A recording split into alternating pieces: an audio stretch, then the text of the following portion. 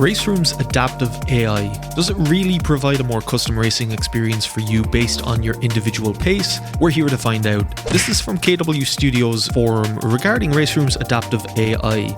The AI only trains itself during races, so no practice or quali sessions. It's better to train the AI on each individual track, and 4 to 5 consistent laps seem to be the minimum recommended for training the AI. So with that knowledge, it's time to get on track, and the first thing is to do at least 5 valid laps under our belt in a race session. To do this, we're going to jump into a 10-lap race at Imola against the AI starting from P1 in the new 2024 DTM car pack. Starting from the back, I feel would be compromised by other cars, and it wouldn't necessarily reflect our true pace. This will give us a solid baseline for the AI to adapt against when we race here a second time after training it. So, time to get on track. A few moments later. Let's take a look at the race 1 results. We started and finished in P1. Our first 2 laps were invalidated by off tracks, but the last 8 were all within track limits, with a fastest lap of a 1:43.424 set by us on lap 8. We weren't terribly consistent lap wise, but ultimately we put in a few decent times. The closest AI rival finished just 9 tenths behind at the line in P2. The fastest lap set by the AI during this race was by the BMW in P2 with a very respectable time of a 1:43.624. Just 200ths off our own best of the session. So pretty close from the outset, although I did feel that the AI were definitely quite reserved through the race, never making a proper effort to overtake regardless of how close they seemed to get. So a good start, but I definitely feel things could be more of a challenge. And the challenge we got. Race 2 went entirely different for us.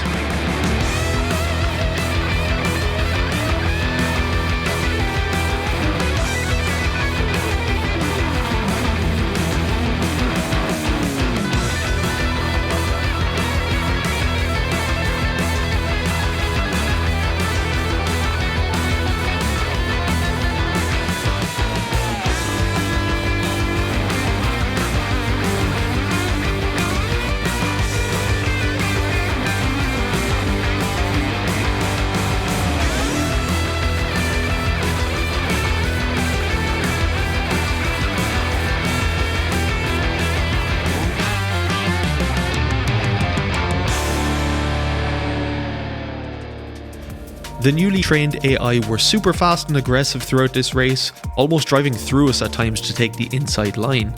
They also seem to have unnatural speed and grip through the corners. So yeah, Adaptive AI absolutely doing its thing and providing an overall harder experience for us, but the ways the AI gains that additional speed on track is questionable.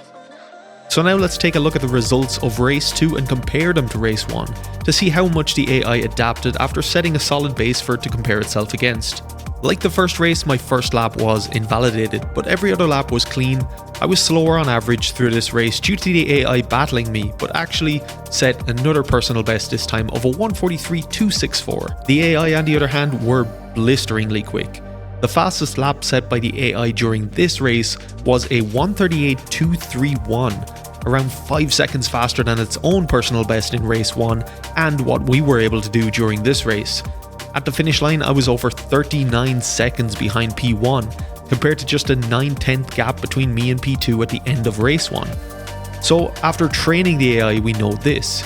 Raceroom Adaptive AI definitely works when increasing the difficulty. Now let's see how it handles having to slow down to give a better racing experience.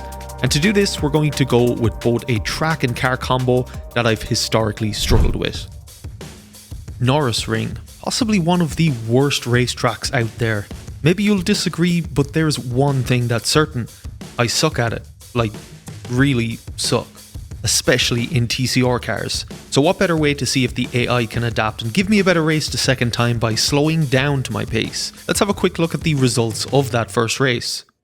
Starting in P1 again, but by the second corner we'd already begun dropping positions. The AI was prone to dive bombing and even almost spun us at one point, but this is kind of what I've come to expect from a track such as this.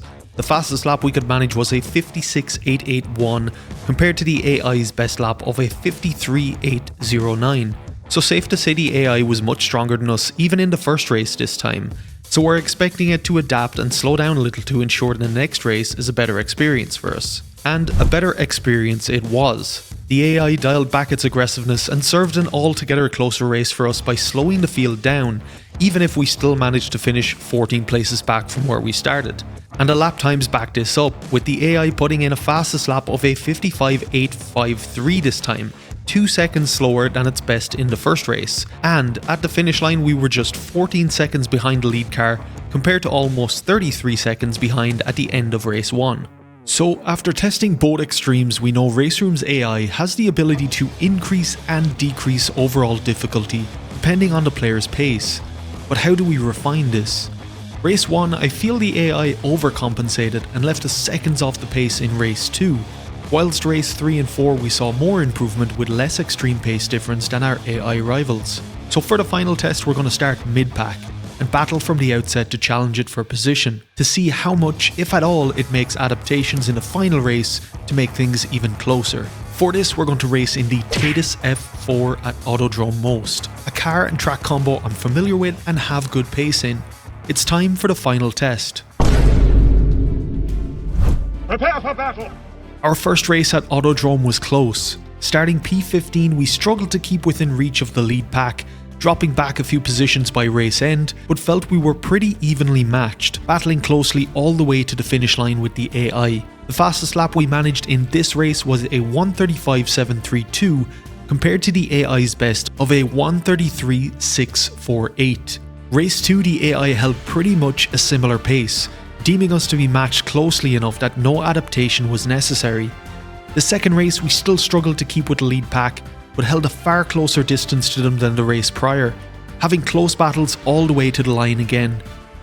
This race saw us get a personal best lap of a 1:35.454, with the AI holding a very similar pace, improving its own best lap from the previous race by just over a tenth with a 1:33.518.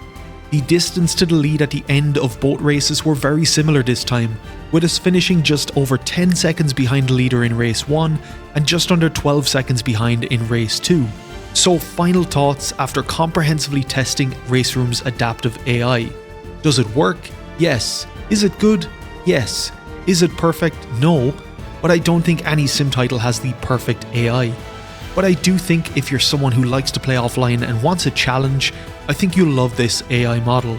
I think having a model that's constantly adapting to challenge you as you improve in the game is an invaluable tool, because it can meet you exactly where you're at currently and adapt as you progress. As long as you're willing to take the time to train it on the tracks you enjoy, I think you can get some really good close racing from it. And compared to my experience with Raceroom's normal AI, its adaptive model is way better. Now I want to know what your experience has been with Raceroom's adaptive AI. Or are you yet to try it? Let me know in the comments section below. And if you enjoyed this video, let me know by giving me a thumbs up, and if you're not already, consider subscribing for more Raceroom content. And if you want to check out which sim I think has the best AI, I think you'll enjoy this video displaying on screen right now. Thanks for watching, and I'll catch you in the next one.